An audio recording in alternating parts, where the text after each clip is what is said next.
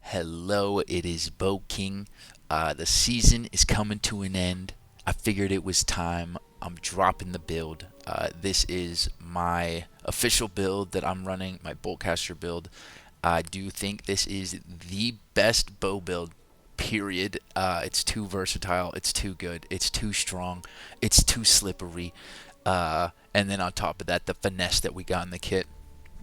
Anyways, you know the drill. I'm going to let the montage roll, and then we will link up after to go through it all. But truly, this is the best build. So, without further ado, I hope that you enjoy Zeus, the god of lightning.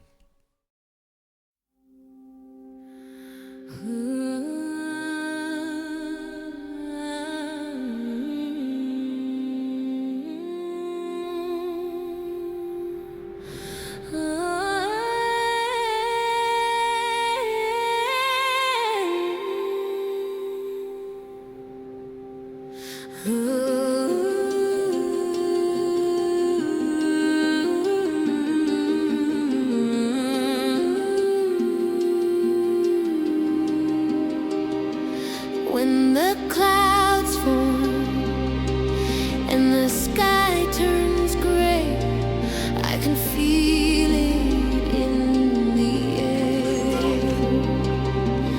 Electricity is flowing through my veins, and I'm ready to let them know. A moment of stillness before the storm, and I'm ready to blow their minds.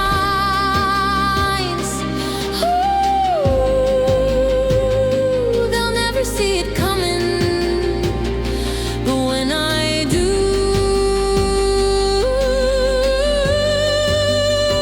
when lightning strikes, you can see it in their eyes, you can hear it in their cries. They know when lightning strikes, I can see it in their eyes. They'll remember this for life. When lightning strikes.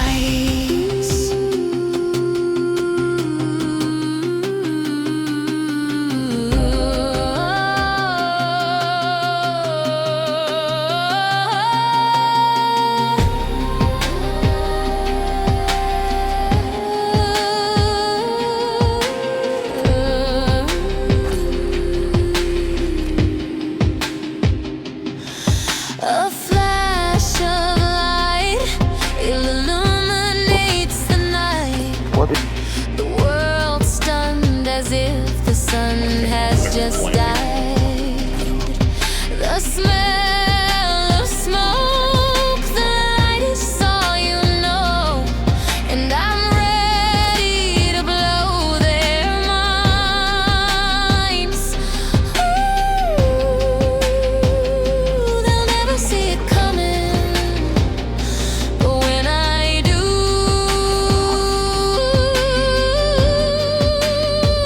when lightning strikes.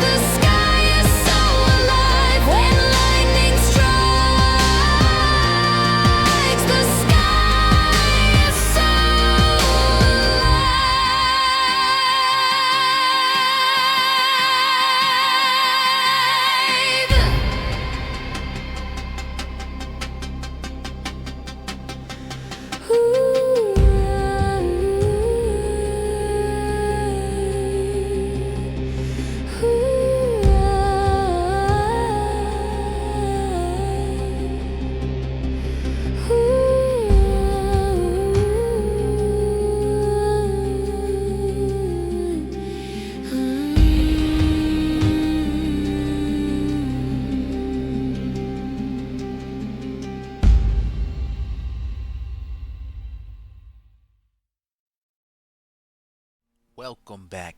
Welcome back. I hope you enjoyed the montage. Uh, we're usually somewhere crazy for the build videos, but I figured we would just kick it in the house today. So we're just in the crib. Can take a look at what I got going on. It's pretty cozy vibes. Got some pretty cozy vibes. Anyways, let's get into the Boltcaster build. I have been crafting this build for ever since Boltcaster came out. I've been trying to find a way to make this work, to love it, because I hated it. I never used it. I tried it. I would drop it. I'd go back to hoplite bows or gorgon bows or whatever. I've made it work. I'm in love with Boltcaster. It is so good. I can kind of go over the main reasons why as we go through this, but it is so strong. Um, so let's get into it. Starting off with the Boltcaster, I have keen speed on my Boltcaster. You can run plague crits if you want. You can run penetrating the empowered if you want. You can run triple rappies if you want. That's the great thing about this game is you can run what you want. This is my build. This is what I run. Take it or leave it. I'm not going to argue anything else. I'm just going to leave it like that. So we're running keen speed. It's a full haste build. Pairs perfectly with what we're doing here. Absolutely love it. Rapier, 3 perk Rapier. Combination of Sundering Riposte and Sundering Stacks allows us to rend our target exponentially. Plague crits, it's so easy to get that applied with a Rapier, especially with Flechet and Evade, all those things. So, love this Rapier. It's obviously split with lightning damage to pair with our Boltcaster. And then we also get an increase to our basic attacks with the lightning damage because of the perk of Boltcaster. So, another reason to split your weapon there. For the Heart Rune, Spit gives us the ability to max the heal cut on our opposition once we get the plagued crits on them. If we spit on top of that, they are maximum. I mean, can't do anything more than that. They're going to be capped out on that 50%. For the Amulet, Slash Protection I think is a must. Unimpeded I think is a must. And I really like running Empowered because that allows me to have full uptime on being empower capped with Empowering Toast and Evasive Tactics. So, again, can switch it up. You can run what you want. This is my build. I think these are the best perks that allow me to do the most damage while mitigating my main source that I need to protect against, which is slash damage.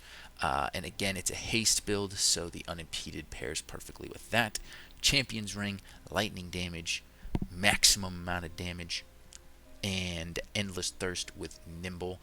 The Empowering Toast, again, was what I mentioned earlier. Increases that so that the uptime is infinite. So that 8 seconds gets buffed to 11. It has a 10-second cooldown, which means I can keep that going constantly. So, very beneficial. For the gear, Hoplite Mask, Lightning Harnessing. We're running 4 out of 4 Refreshing as well with this build. Super important to have all of our abilities constantly cycling on everything. Silken Cocoon Chest Piece with Refreshing, so that we have that 4 out of 4 Refreshing.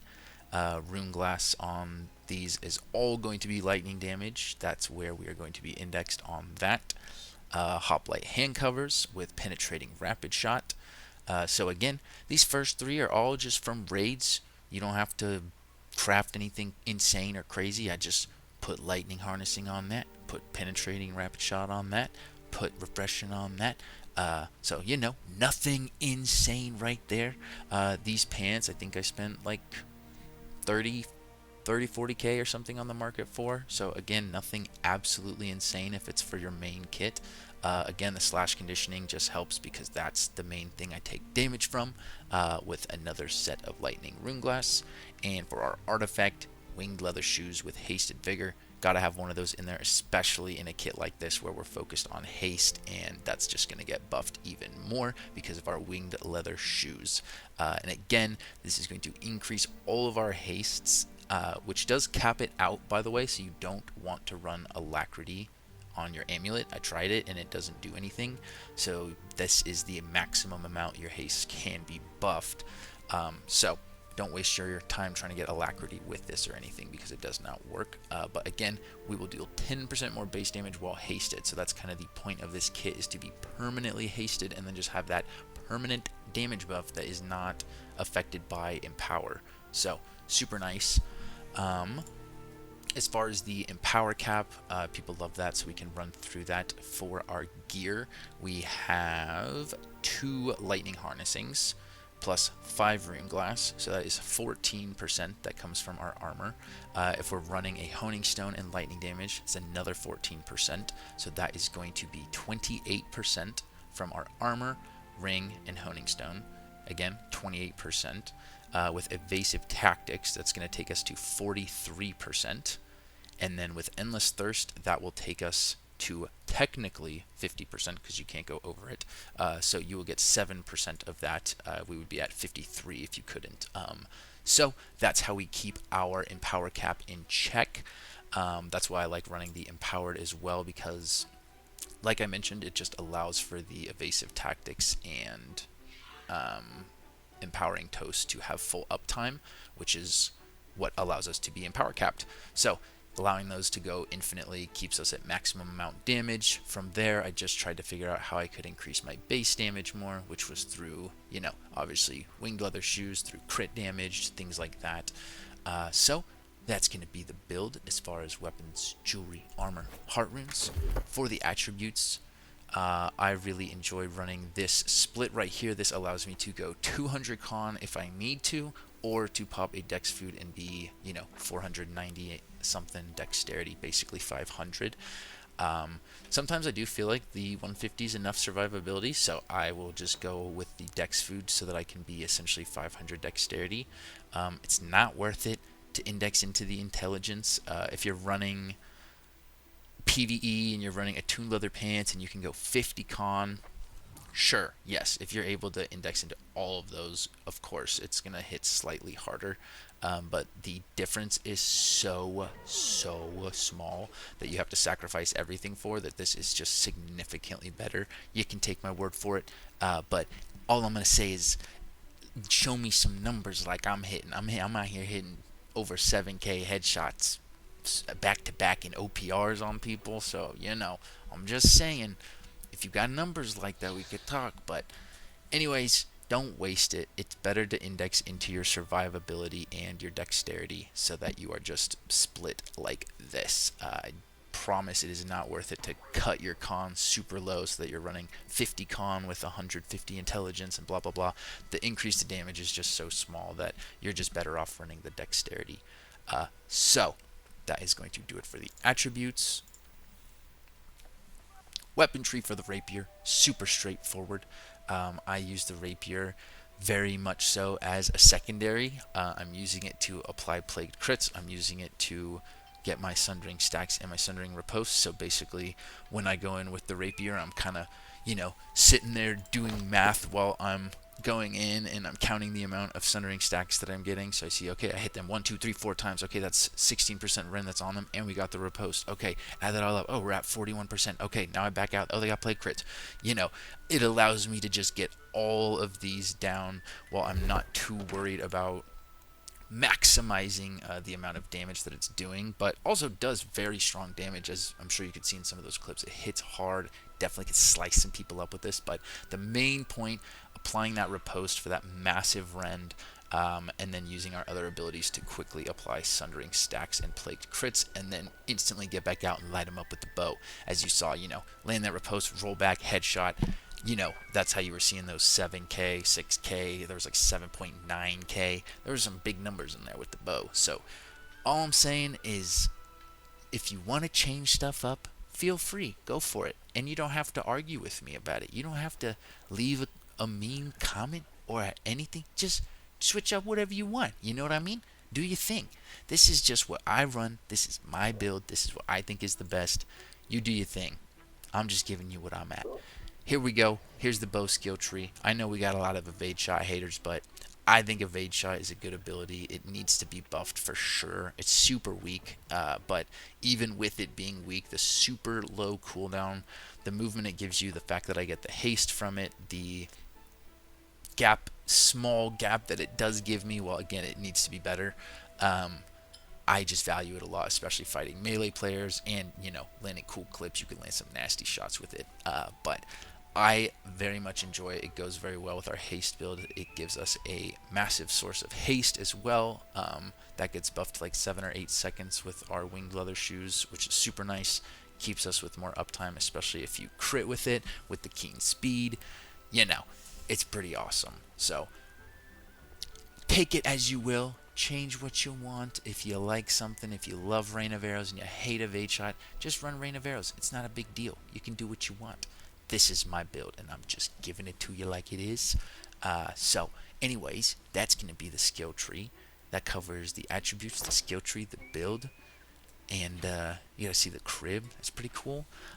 Also, just got this super cool glass bow skin. You can't buy this. You can't trade this. Bind on pickup. Super rare. Top secret technology to acquire this bow.